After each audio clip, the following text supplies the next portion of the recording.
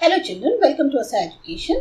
आज हम कर रहे हैं chapter 4 national movements in India, social science book grade 9।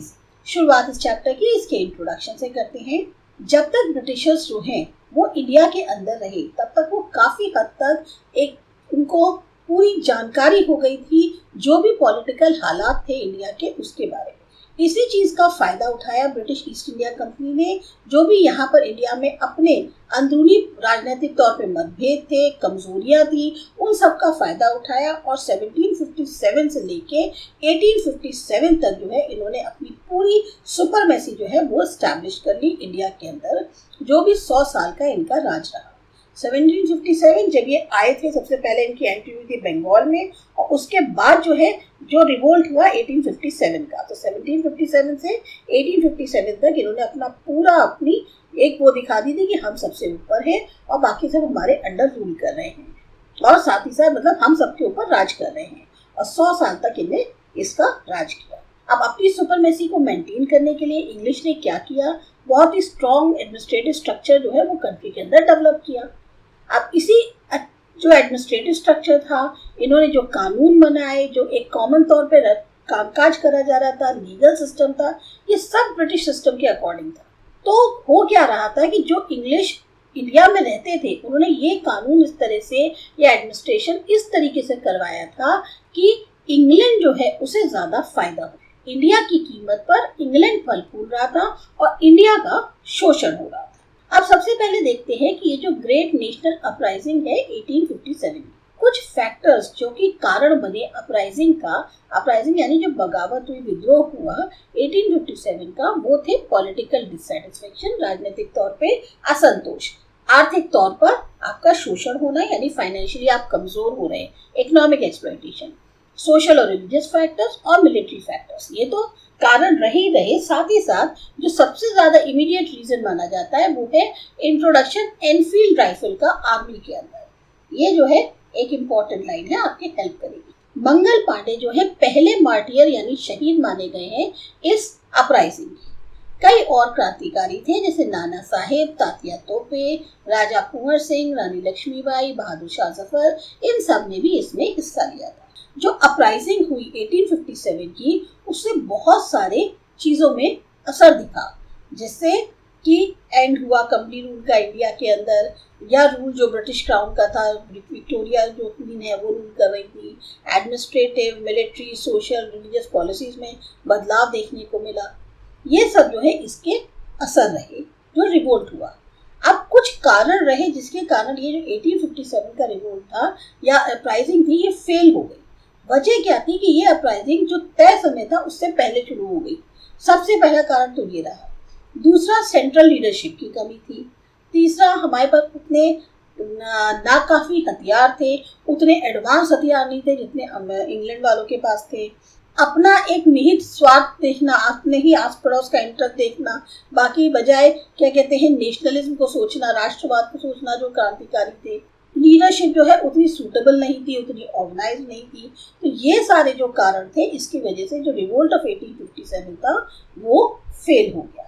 अब देखते हैं boycott and indigenous movements. Indigenous का मतलब होता है स्वदेशी, जो अपने देश के मूवमेंट्स। बॉयकॉट और इंडिजिनस मूवमेंट्स में साथ साथ इसके बैंग बैंग मूवमेंट था 1905 में। ये वो सबसे प्रमुख घटनाओं में माना जाता है जो इंडियन नेशनल मूवमेंट्स हुए।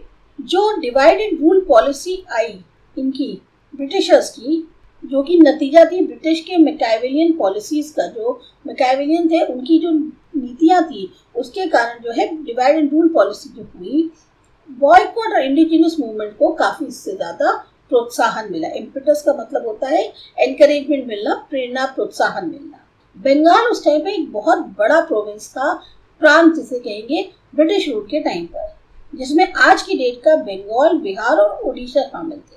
और बाकी स्टेट्स के मुकाबले बंगाल जो है वो सेंट्रल पॉइंट था इस नेशनल अवेकनिंग का। मतलब जब लोग जो हैं एक तरह से जागरूक हो रहे थे कि हाँ, अब हमें अपने राष्ट्र के लिए कुछ करना चाहिए, हमें अब गुलाम नहीं रहना है। तो ये जो एक प्रोत्साहन था, एक जो विचार था नेशनल मूवमेंट का, ये आया बंगाल से।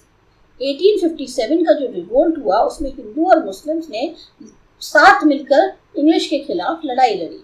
इसी वजह से जो स्ट्रैटेजी थी इंग्लिश की डिवाइड एंड रूल की, उन्होंने ज़्यादा प्रोत्साहन देने की कोशिश करी कम्युनलिज्म को, और कारण बनाने की कोशिश करी कि लोग जो है किसी तरह से डिवाइड हो जाए। पहले हिंदू मुस्लिम जो है उन्होंने साथ में मिलकर इन अंग्रेजों के खिलाफ लड़ाई करी, पर जब इंग्लिश जो है अपनी ये स्ट्रैटेजी ले आए डिवाइड एंड रूल की, तो उन्होंने कहा मुस्लिम कम्युनिज्म का मतलब होता है समुदाय को आप जो है वो प्रोत्साहन दें। तो उन्होंने हिंदू मुस्लिम अलग अलग करने की कोशिश करी, इससे लोगों के बीच में एक तरह से मधुरियाँ आ गई। वाइसरॉय कर्जन ये रहे 1899 से 1905 की। इन्होंने इतने बड़ा जो वास्ट बंगाल प्रोविंस था इसको डिवाइड कर दिया ईस्ट बंगाल और वेस्ट बंगाल में, और इन्होंने किस नाम पे किया कि हम जो है जो कामकाज है वो ज़्यादा बेहतर तरीके से चला सके, इसलिए हम जो है बंगाल को ईस्ट बंगाल और वेस्ट बंगाल में डिवाइड कर रहे हैं। इसका बहुत ज़्यादा विरोध हुआ, बंगाल का जो डिवीजन हो रहा था इसका बहुत ज़्यादा विरोध हुआ। जब बंगाल फाइनली डिवाइड हो गया 16 अक्टूबर 1905 को, तो पूरे बंगाल को जो है इसको नेशनल मॉर्निंग डे के तौर पर मनाया। उसी दिन एक अनाउंसमेंट जो है हुई कि सारे फॉरेन गुड्स को जो है बॉयकॉट कर दिया जाएगा, बहिष्कार किया जाएगा, और जो स्वदेशी चीज़ें हैं उनको बढ़ावा दिया जाएगा। खाली बंगालीज ही नहीं बल्कि और इंडियंस जो है वो भी ये मानने लग गए कि ये डिवीजन जो है किस लिए किया गया है, ताकि जो इंडिया के लोग हैं उनके में ये जो राष्ट्रीयता की एक भावना जो जागृत हो रही है उसको जो है एक तरह से कम करने के लिए, कर्टेल मतलब उसको रोकने के लिए जो ये विभाजन किया गया है, ये पूरे देश में फैल रहा था, तो इसको इन्होंने रोकने के लिए ये नीति अपनाई।